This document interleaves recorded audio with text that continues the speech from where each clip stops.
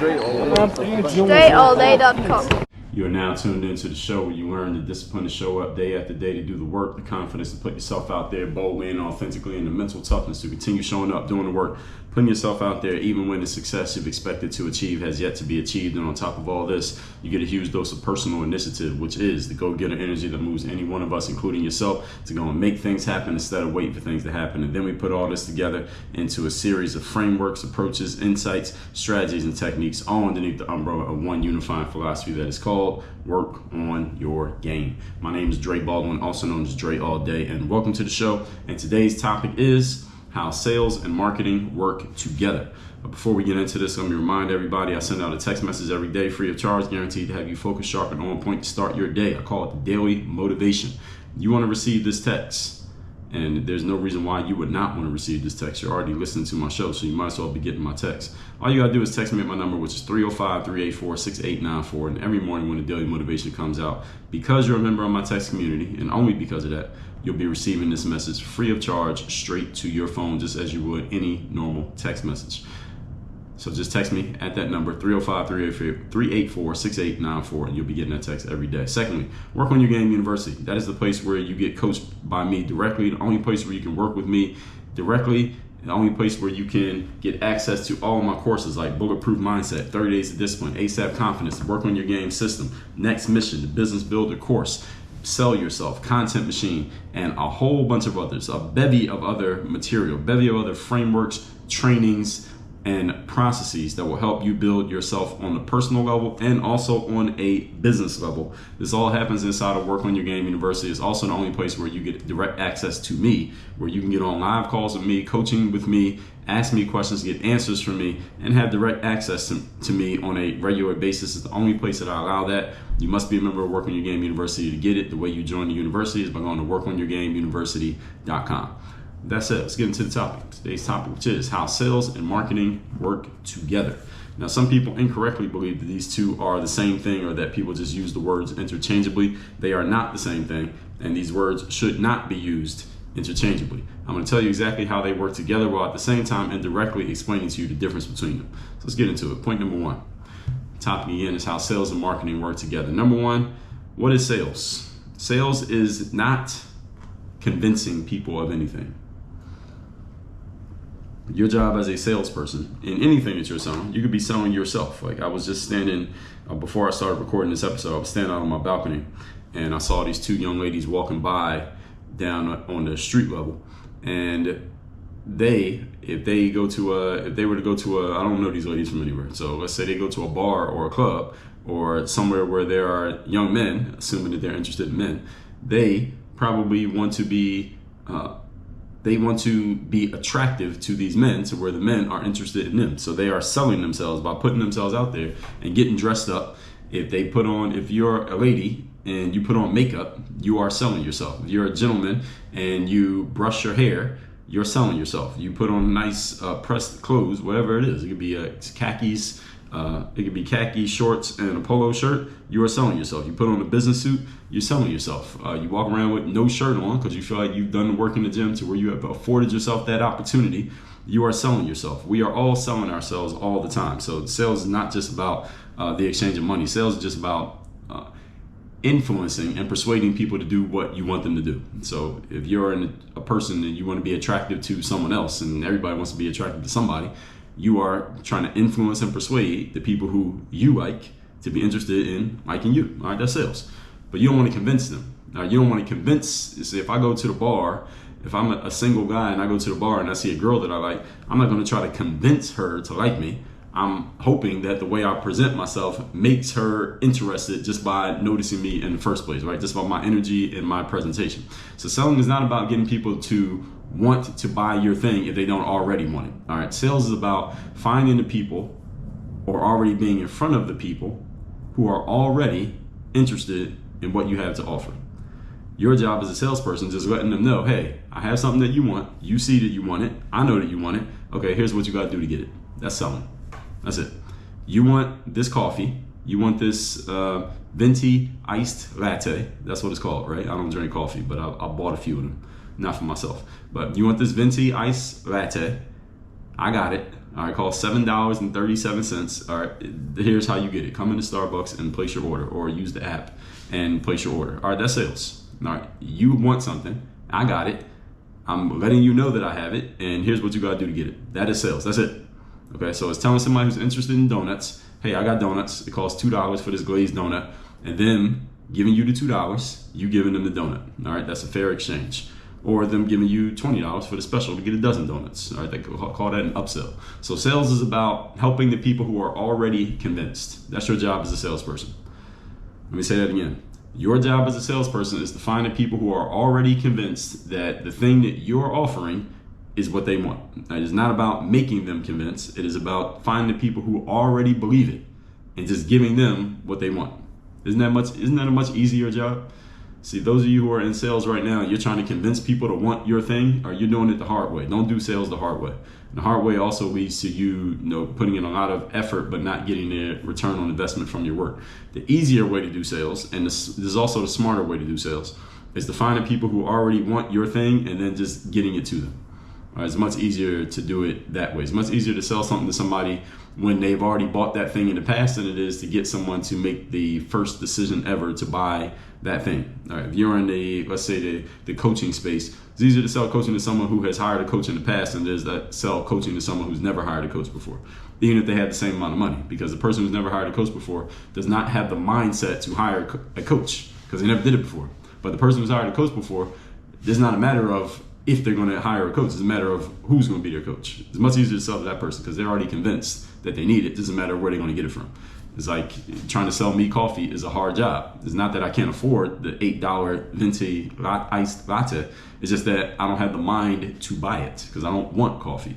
Now, somebody who buys coffee, they only have to have that much money in their pocket. They'll find a way to get it because they want that coffee. All right, get what I'm saying? So this is what you should be doing as a salesperson.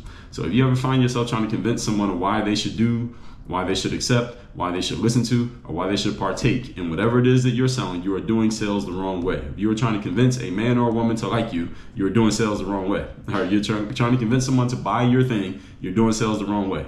Something in your marketing may be off, and we'll get to that in a moment.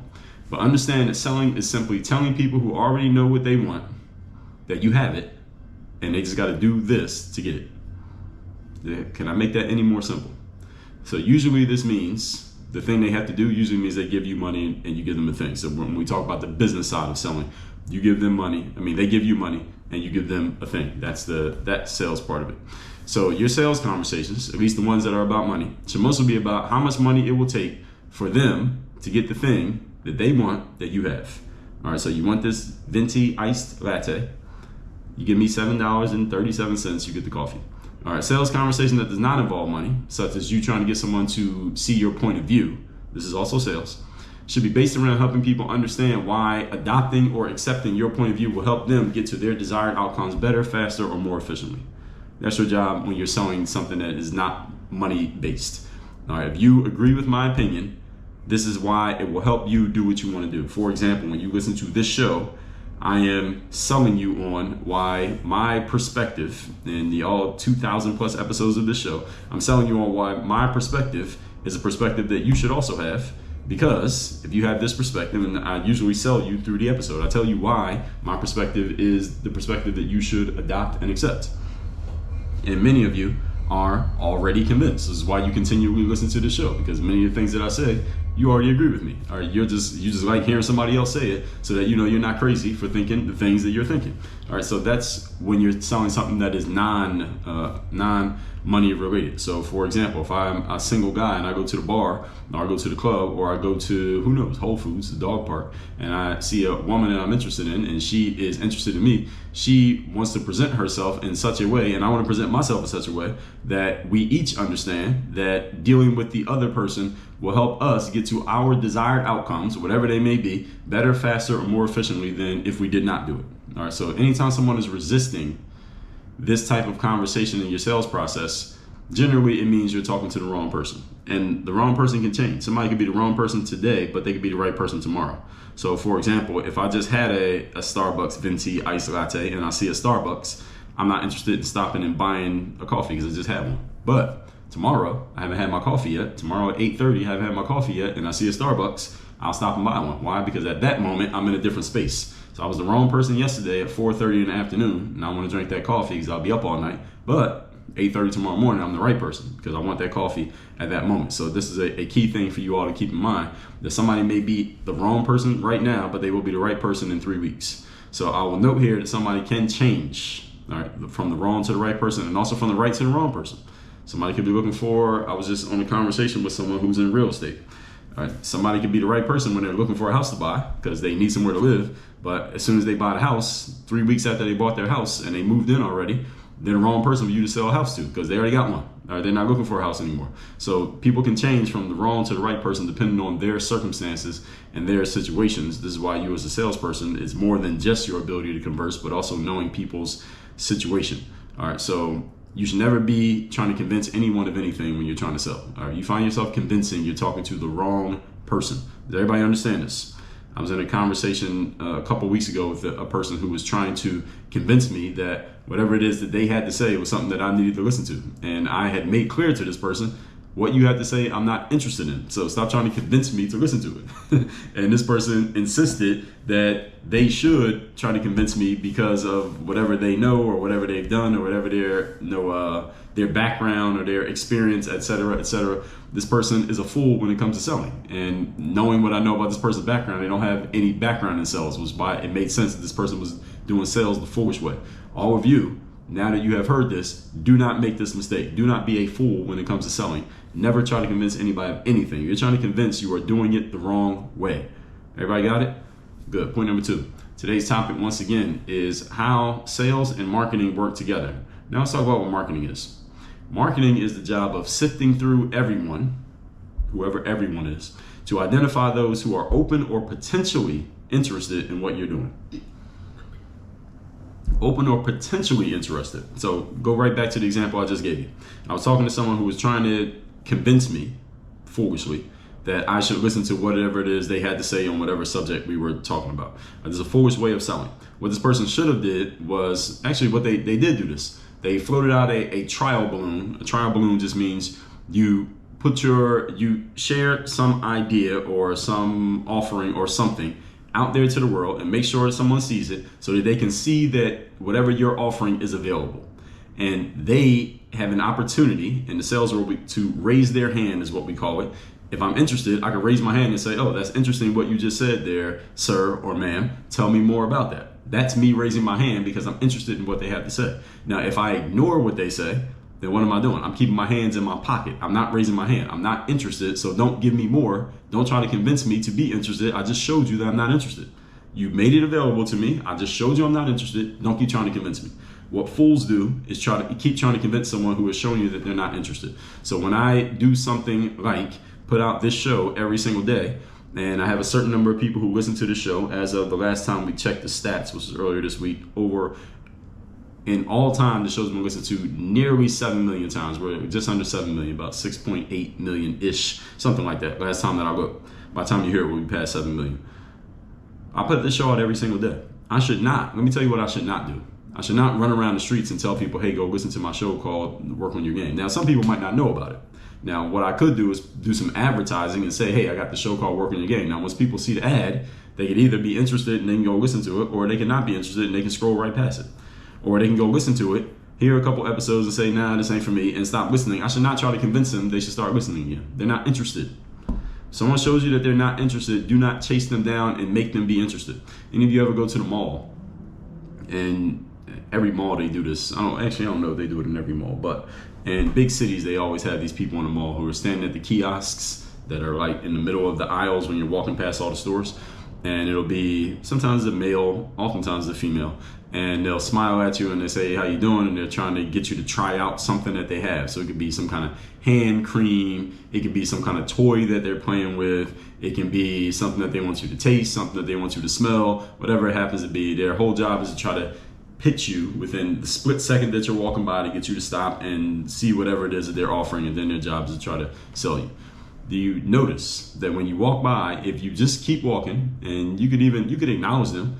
A lot of times they just get ignored by people. People just act like they're not even there. But I'll acknowledge the people. They'll say, hey, how you doing? I'll say, hey, how you doing? But I won't stop walking. I'll just keep walking.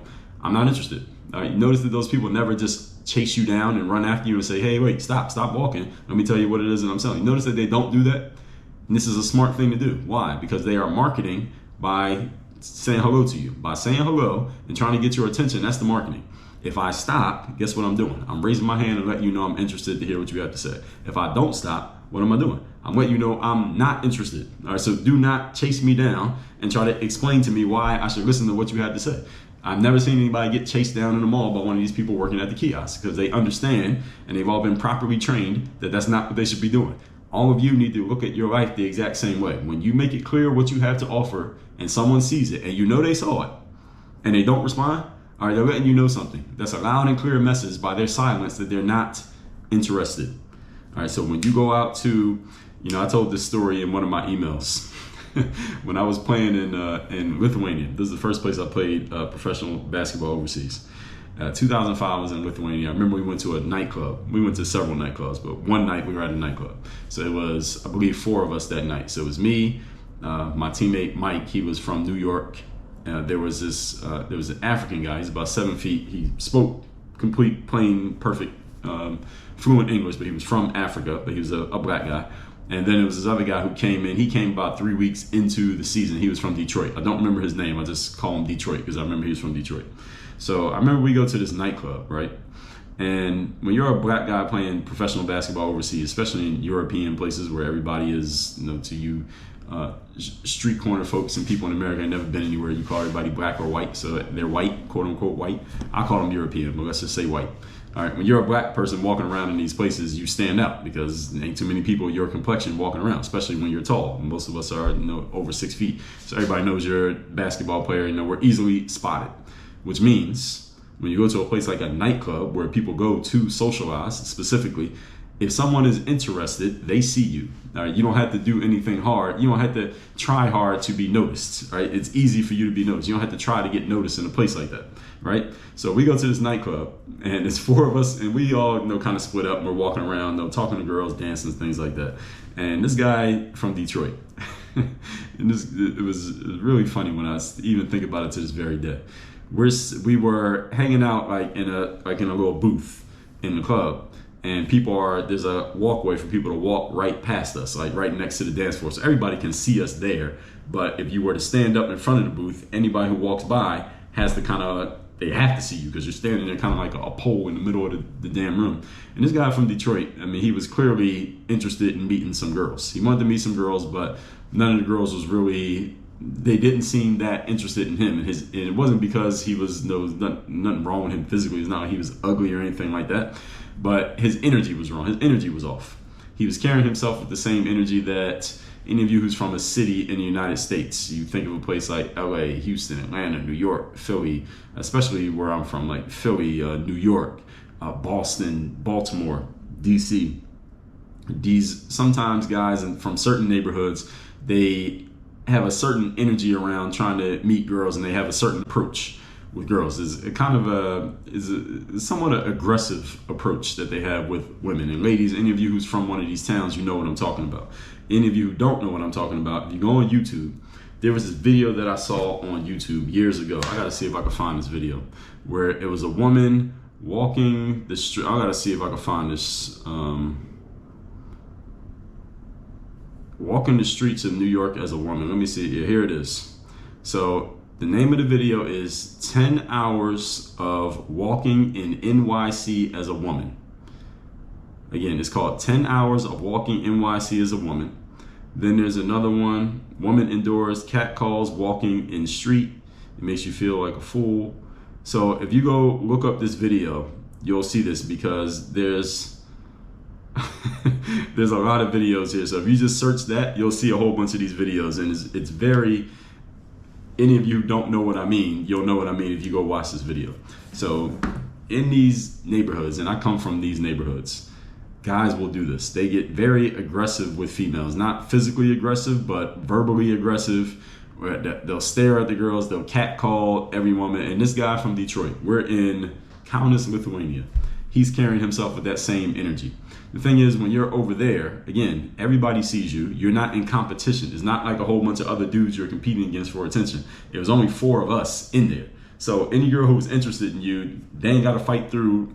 I mean, you don't have to fight through a whole bunch of dudes to get that girl's attention. She can see you. But Detroit was carrying himself with this energy, and he's standing in the middle of the walkway where everybody's walking by, and he's just staring down at every girl who walks by. He's not saying anything. He's not doing anything. He's just standing there staring at every single girl. And I remember looking at him. I didn't say anything to him because he wanted to do what he wanted to do.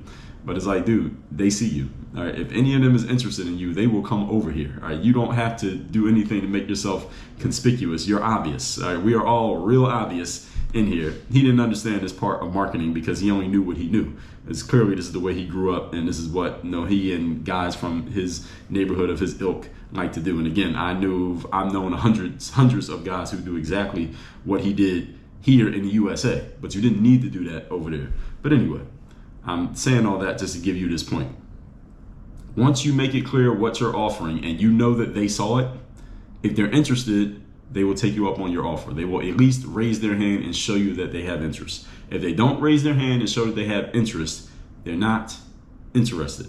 Move on to the next person. Okay? So marketing is about the relationship you have with your audience and the people who could potentially become part of said audience. So every time I put out an episode of this show, some people listen to it or look at the titles or they look at me and they say, you know what, I'm good. I don't want to listen. They don't want to go deeper into my world. That's exactly what's supposed to happen. Because there are others who will look at it, listen to it, see me, and say, this is exactly what I need. I wish I had this. I wish I found this 5 years ago. I'm glad I found it today. They will go deeper into this world. That's those of you who are listening to me right now. The whole point of marketing is to identify people who are like you. My marketing. I want to find people who are like you, listener, and push away people who are not like you. Your marketing should draw people in deeper into your world and ready them for the sale, whatever the next step is in your process. If there is a next step, maybe it's only one step. One step in marketing can be a little girl standing outside a grocery store, asks you to buy Girl Scout cookies. There's no funnel. It's like, hey, would you buy some cookies? Yes or no. Now you buy some cookies, it's over. So the whole process, that's the whole process right there. Now other people could have a much deeper process. Hey, are you looking to, I see you're selling your home for sale by owner, a FSBO as they say. Would you be open to selling it through a real estate agent if I get you a better deal and more money? Okay, yes. Okay, now we're on it. Now we go through your sales funnel, whatever your process happens to be. So when your marketing is not done right, your sales calls will be like pulling teeth. And when your marketing is done correctly, your sales calls will be relatively easy. Now you'll know who you're talking to. You know exactly what they want. They know what they want. The whole process is just, hey, can you get this or can you not? Can you afford it? Can you not? They should already know what you're about and why you want it. So at one of the TED Talks that I did years ago, a guy told me that he wanted to work with me. I remember after my talk was over, we had a conversation after the talk was done. A bunch of people coming up to shake my hand, take pictures, stuff like that. And he said, hey, Dre, can we get on a call? Because I definitely want to work with you as a coach. And we set up a call. As soon as we got on the call, before I even got into framing how the conversation was going to go, he said, Dre, look, I already know I want to work with you. Just tell me how much. All right, that's what he said. Now, I'm not saying every sales conversation is going to go like that. You can only hope. But you should get a few of them if your marketing is being done right. When your marketing is being done right, you should get people coming to you and saying, look, I already know I want what you're offering. I just need to know if I can afford it. That's it. It's just down to, as long as I can afford it, I'm buying it. All right. When your marketing is done right, you're going to get some people coming through to you just like that. I just want to know if whatever you got is available and if I have the resources to get it. And you don't even have to go through the whole song and dance. Why? Because your marketing has already done all that work for you. You get it? Good. Point number 3. Today's topic, once again, is how sales and marketing go together. Number 3, here's your job. Your job is not to convince the fish to bite on your hook.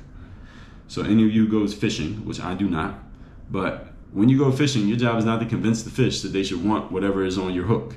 Your job is to find better fish. Your job is to find the fish who want the bait that is on your hook, not to tell the fish who are ignoring your bait that they should want your bait.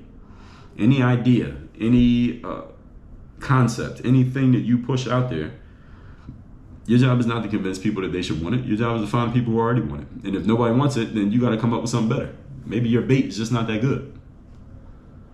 Everybody understand what I'm saying here?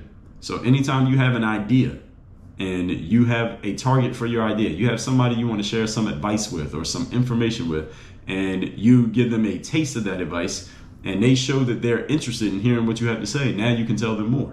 But if they demonstrate that they're not interested in what you have to say, regardless of who they are or who you are, unless you happen to be like enforcing a law or a rule or something like that, but regardless of who they are or who you are,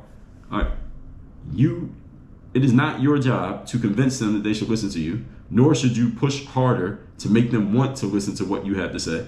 You need to go find somebody who wants to hear it. And if you see the movie, what's the movie called? Hitch, with Will Smith and what was that woman's name? Eva Mendes. And the actor, I forget that guy's name. The other actor, the guy that Will Smith was teaching. But in this movie, if you didn't see the movie Hitch was, Will Smith played this guy named Hitch, and his whole thing was he was a relationship coach. He basically took dorky guys who didn't know how to talk to girls, and he made them better at talking to girls, because Will was this ladies' man who was really good at talking to girls. So the whole plot of the movie is Will meets this woman, Eva Mendes, the actress Eva Mendes, and he basically is attracted to her, and he ends up kind of falling out of his frame as being this great relationship guy, because he's so interested in Eva Mendes that he messes up his whole situation. Situation trying to get with her, because he's trying to play these games, and he ends up messing it up and almost losing her, and in the end he ends up getting the girl. And the whole movie starts with Will being at the bar, and Eva Mendes is at the bar. This is when they first meet. She's sitting at the bar by herself, and this guy comes up. He's like a pickup artist, and he's a greasy pickup artist guy. He's using all these pickup artist lines on her, and she already knows the lines. She's not interested in him, and he tries one of the lines, and she says, "I'm not interested," whatever the guy's name is. He said, "I'm not interested." And then he has a comeback for that, because they teach you this. If any of you never read the book called The Game by Neil Strauss, you can read about how this all works. So this guy had a comeback for her when she said, she literally said, "I'm not interested." And he had a response to that. And she said, "When I say I'm not interested, that doesn't mean try harder." That's the whole point. All right, that's what I want you all to get here. Told you all of that just to tell you this part. When someone tells you that they're not interested, that doesn't mean you should try harder to make them interested. No, you need to find better fish or put better bait on your hook. If you want to, as people like to say, work smarter and not harder, a lot of people like to use that cliche, this is what you need to be doing. You need to be looking for the people who are already interested in what you have to offer and offering it to them, not offering it to people who are not interested and trying to make them interested. Do not try to turn frogs into princes. This is where a lot of time and energy gets wasted in the marketing and sales process. Depending on what you're offering, your ideal audience may be larger or smaller than others. That is okay. Your job is to know who your ideal audience member is and understand and have reasonable expectations around who those people are. And again, not trying to turn people into something that they're not. So it is the job of your marketing to sift through and separate those who are not your people out of the process, so you're not using too much of your resources, i.e. your time, the most valuable resource, going through these people. In the marketing and sales world, we call this qualifying your leads. Ideally, your marketing qualifies your leads so that you don't have to, or your virtual assistant or some AI chatbot.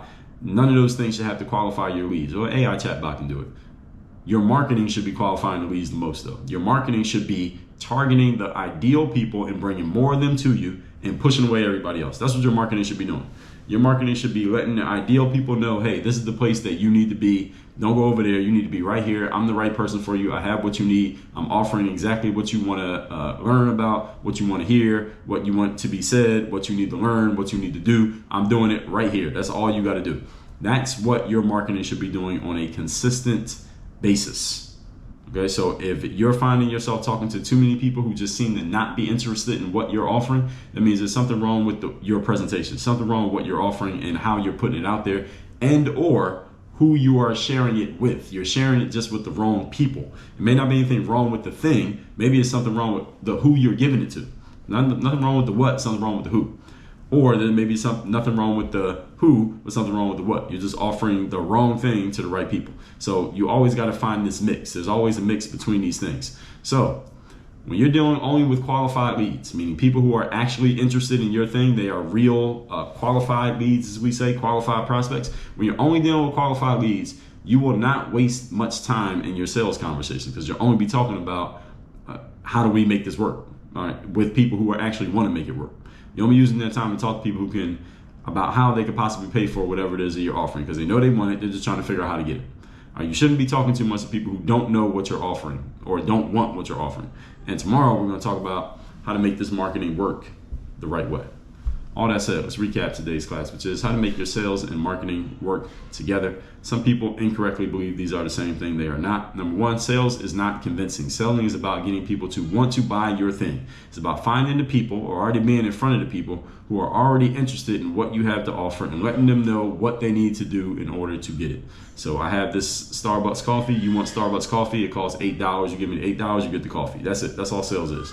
Number two, marketing means sifting through everyone to identify those who are open or potentially interested in what you are doing. This is the purpose of marketing. Marketing is about the relationship you have with your audience who could potentially go deeper into what it is that you're doing.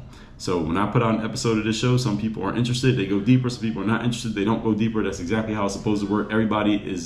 Everything is not for everybody, and you should understand that and accept it before you put anything out. And number three, your job is not to convince fish to bite on your hook. Your job is to find the fish who want what's on the hook and or change what's on the hook so that the fish who are there actually want what you're offering. So if you want to work smarter and not harder, this is what it is. It is not let me just do more of the same stuff and then call myself working smarter. That's not working smarter. To work smarter, you have to actually be smarter.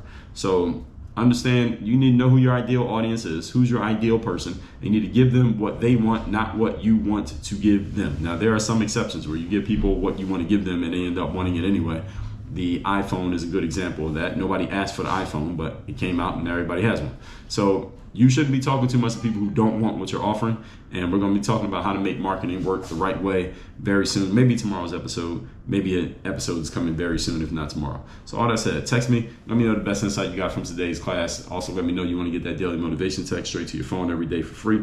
My number is 305-384-6894. And workonyourgameuniversity.com. That is the place where you get to work with me directly, get coached by me directly, and I will help you work through and strategize and systematize how you're putting your offers out there so that the right people are seeing it and you're only having conversations with people who are real qualified leads, the fish who actually want to bite on your hook, not just any random anybody's who may not even be interested in anything that you have going on, where a lot of time and resources get used up, never to be found again. Again, that's at workonyourgameuniversity.com. Work on your game. Dre all day.